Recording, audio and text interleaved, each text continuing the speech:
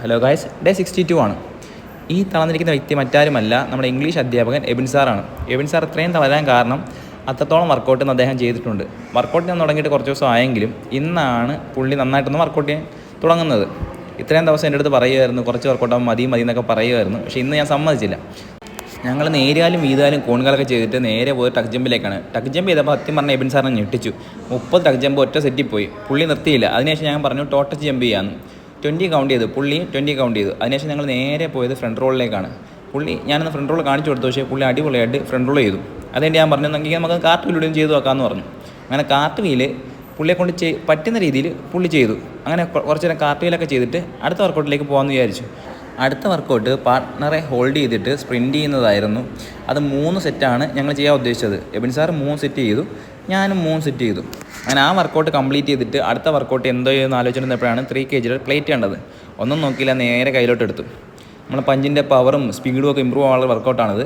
അത് 50 കൗണ്ടിൻ്റെ 2 സെറ്റായിട്ട് ചെയ്യാൻ ഉദ്ദേശിച്ചു. എബിൻ സാറും 2 സെറ്റ് ചെയ്ത് വർക്കൗട്ട് കംപ്ലീറ്റ് ചെയ്തു. അടുത്ത വർക്കൗട്ട് സ്കിപ്പി റോപ്പായിരുന്നു. സ്കിപ്പി റോപ്പ് അത്യാവശ്യം നല്ല രീതിയിൽ തന്നെ ചെയ്യുന്നുണ്ടായിരുന്നു. ആ സമയത്ത് ഞാൻ മുദ്ഗർ ചെയ്തു. എബിൻ സാർ എന്നെ കാലെ പിടിച്ച് തറയിടുന്ന കാര്യം മറന്നിട്ടുണ്ടായിരുന്നില്ല.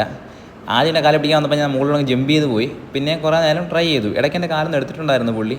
അതിനുശേഷം വീണ്ടും കുറേ നേരം ചെയ്യുന്നതിനിടയ്ക്ക് ഞാൻ വിചാരിച്ചൊന്ന് പൊക്കിയെടുത്താലൊന്ന്. അങ്ങനെ പുള്ളിയെ കുറച്ച് ചെറുതായിട്ടൊന്ന് ഞാൻ പൊക്കിയെടുത്തു.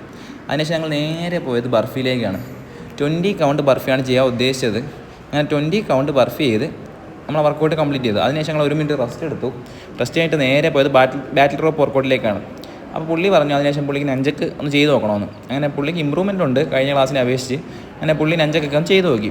അതിനുശേഷം പുള്ളി പറഞ്ഞു ബാറ്റിൽ ഡ്രോപ്പ് ഒരു റൗണ്ട് ഇട്ട് ചെയ്താലോ ഒന്ന്. അങ്ങനെ ബാറ്റിൽ ഡ്രോപ്പ് ചെയ്യുമ്പോൾ ഞാൻ സ്കിപ്പ് റോപ്പ് ചെയ്തു. അതിനുശേഷം നേരെ പോയത് പഞ്ചിൻ്റെ സെക്ഷനിലേക്കാണ്.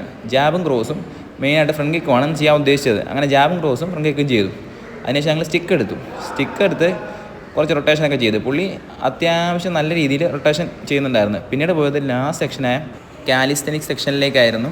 അങ്ങനെ ക്രോപ്പോസാണ് ഞങ്ങൾ ചെയ്യാൻ ഉദ്ദേശിച്ചത്. അങ്ങനെ ക്രോപ്പോസ് ജസ്റ്റ് സ്റ്റാർട്ട് ചെയ്ത് വെച്ചു. എന്നിട്ട് ഇന്നത്തെ സെക്ഷൻ വൈൻഡപ്പ് ചെയ്തു. എന്തായാലും ഇന്ന് അടിപൊളി ദിവസമായിരുന്നു. അടുത്ത വീഡിയോയിൽ കാണാം. ബൈ.